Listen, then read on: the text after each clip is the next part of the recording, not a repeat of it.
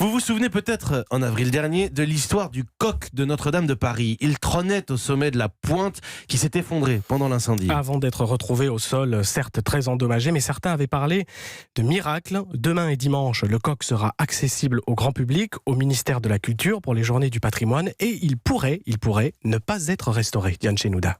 Ce fut un miracle. Le coq qui surmontait Notre-Dame n'est pas tombé dans le brasier après l'effondrement de la flèche. Le lendemain de l'incendie, il est retrouvé par l'architecte en chef, après un survol de drone sur les toitures des bas-côtés de la cathédrale.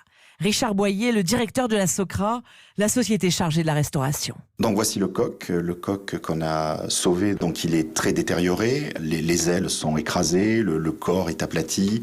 Mais par contre, il n'y a pas de traces, comme vous voyez, il n'y a pas de traces de flamme, il n'y a pas de traces d'incendie.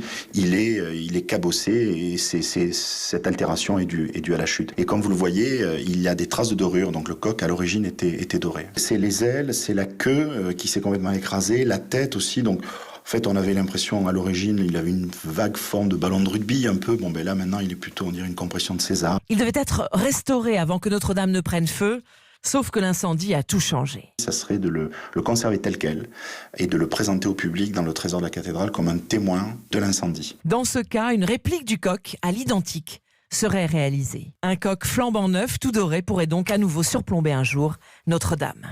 Diane Chenouda.